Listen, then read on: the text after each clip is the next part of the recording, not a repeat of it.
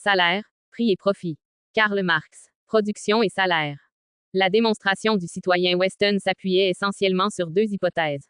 1 degré que le montant de la production nationale est une chose invariable, ou, comme dirait un mathématicien, une quantité ou grandeur constante. 2 degrés que le montant du salaire réel, mesuré par la quantité de marchandises qu'il permet d'acheter, est une somme fixe, une grandeur constante. Or, sa première hypothèse est évidemment une erreur.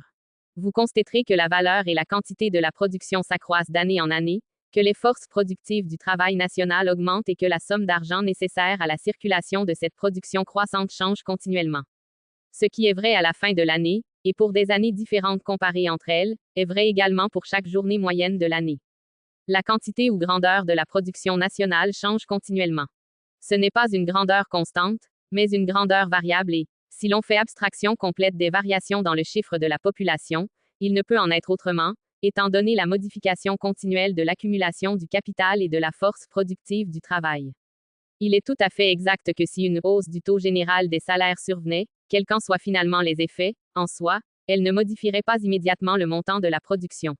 Elle partirait tout d'abord de l'état de choses existant. Mais si, avant la hausse des salaires, la production nationale varie et n'est pas fixe, elle continuera également après l'élévation des salaires à être variable et non fixe. Mais supposons que le montant de la production nationale soit constant et non variable. Même alors, ce que notre ami Weston regarde comme une déduction logique resterait une simple affirmation gratuite.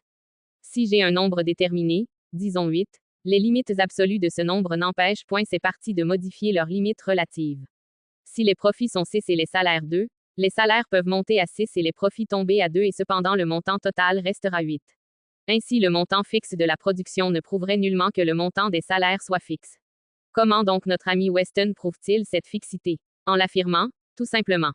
Mais même si nous admettions comme exacte son affirmation, elle agirait dans deux directions différentes, alors qu'il ne la fait jouer que dans une seule. Si le montant des salaires est une grandeur fixe, celle-ci ne peut être ni élevée ni abaissée. Si donc les ouvriers agissaient follement en arrachant une augmentation passagère des salaires, les capitalistes commettraient une folie non moindre en imposant une diminution momentanée des salaires. Notre ami Weston ne nie pas que, dans certaines circonstances, les ouvriers puissent arracher des augmentations de salaire, mais, d'après lui, comme le montant des salaires a la fixité d'un fait naturel, il s'ensuivra fatalement une réaction. Mais il sait également d'autre part que les capitalistes peuvent imposer des diminutions de salaire, et, en effet, ils s'y efforcent sans relâche.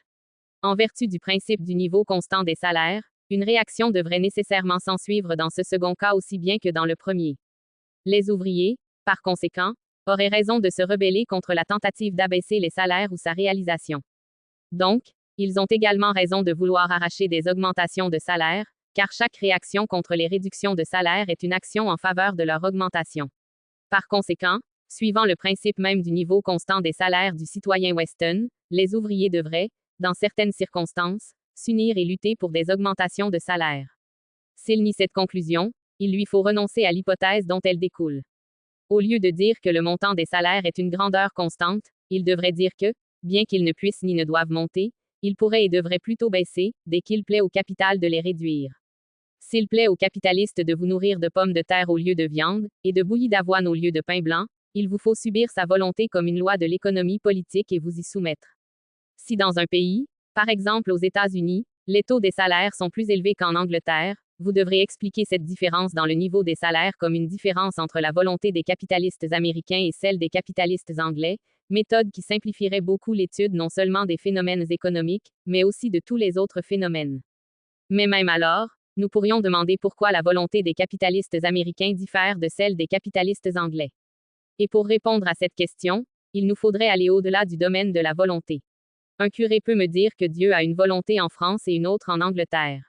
Si je le mets en demeure de m'expliquer la dualité de cette volonté, il aura peut-être le front de me répondre qu'il plaît à Dieu d'avoir une volonté en France et une autre en Angleterre. Mais notre ami Weston sera certainement le dernier à tirer argument d'une négation aussi complète de toute raison. La volonté du capitaliste consiste certainement à prendre le plus possible. Ce que nous avons à faire, ce n'est pas disserter sur sa volonté, mais étudier sa puissance, les limites de cette puissance et le caractère de ses limites.